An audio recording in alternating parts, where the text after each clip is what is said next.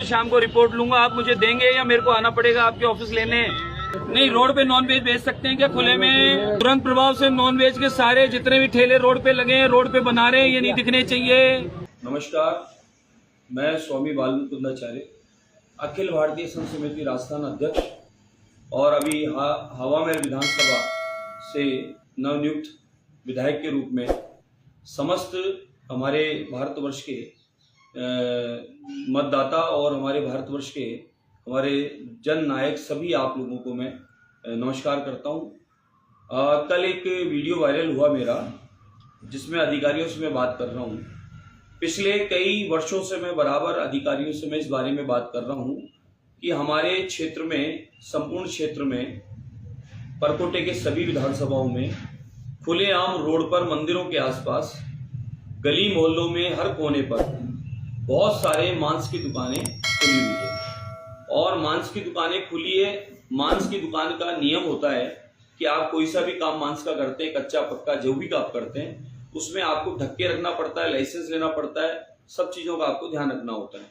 लेकिन मैंने ये अनुभव किया कि मैंने शिकायतें कई बार कई जगह की है और कई संस्थानों के, संगठनों के, माताओं बहनों के मेरे पास में शिकायतें लगातार आई है कि साहब हमारे क्षेत्र में खुलेआम हर कोने पर मांस की दुकान खुली हुई है। कोई बिरयानी के नाम से है, कोई चिकन सेंटर के नाम से, कोई किस नाम से है। सबका अपना काम आप करें, उसके नियम है, नियम के अनुरूप करें। आप लाइसेंस लेके करें, उसको ढक्के काम करने का नियम है, आप ओपन में नहीं कर सकते। इसका कई बार निवेदन किया अधिकारियों को। कल मैंने अधिकारियों को सुबह से फोन करना चालू किया, बहुत सारे लोग आए हुए थे कि साहब इस क्षेत्र में ऐसे ऐसे हो रहा है, हमारे गोविंद जी के मार्ग में हो रहा है, हमारे तारकेश्वर जी के मार्ग में हो रहा है, हमारे हनुमान जी के मंदिर के मार्ग में हो रहा है, हमारे गली के अंदर हो रहा है, गली के बाहर हो रहा है। हर जगह लगभग हजारों की संख्या में मांस की दुकानें खुली है। कोई दिक्कत नहीं, खुली है, खोले, जिसको खाना है वो खाएगा, जिसको बेचना बेचेगा। मेरा इतना सा निवेदन था कि इनको आप चेक करें, नियम अनुरूप काम करें, और जो नियम से नहीं है उनको आप बंद कर दें, और नियम जब लागू हो जाए तो वो खोलें, हमें कोई आपत्ति नहीं है। और उन्होंने, अधिकारियों ने संतोषजनक जवाब न देते हुए कहा ये उनका काम है, ये उनका काम है, ये उनका काम है। एक मौके पे अधिकारी 3 घंटे बाद आए टीम लेके, तो मैंने कहा साहब आपने कहा कि ये बिल्कुल नियम से चल रहा है, तो आप मौके पे चलिए।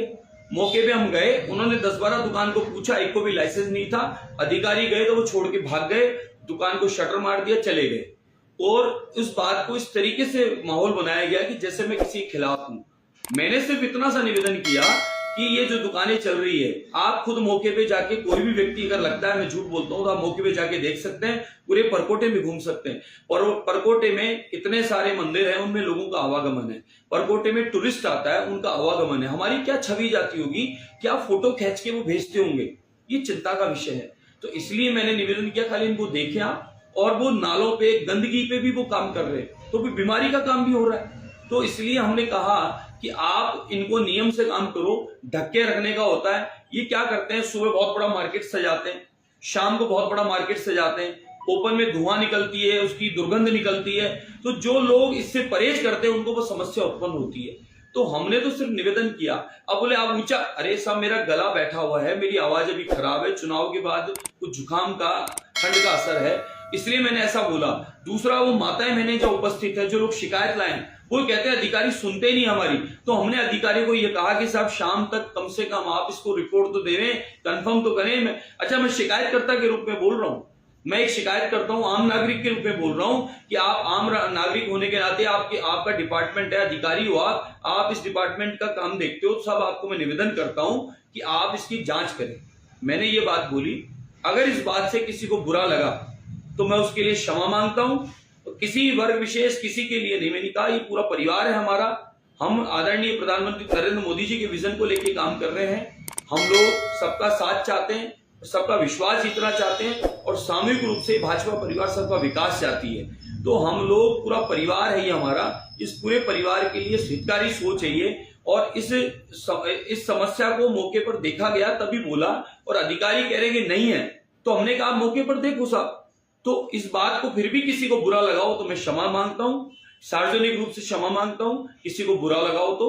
बाकी अधिकारियों से फिर मेरी प्रार्थना, निवेदन रहेगा साहब कि आप एक बार इस पूरे क्षेत्र को इस तरीके से देखें। टूरिज्म पॉइंट है, अध्यात्म नगरी है, यहाँ किस प्रकार से कैसे लोगों का आना होता है, हमारी छवि खराब होती है। इसलिए मैंने आपको निवेदन किया और आप सब से मुझे उम्मीद है कि आप सब मुझे सहयोग करेंगे और हम लोग मिलकर हमारे पूरे संपूर्ण विधानसभा को आदर्श विधानसभा, स्वच्छ विधानसभा और स्वस्थ विधानसभा हम लोग बनाएंगे। मैं इतना ही कहना चाहूंगा।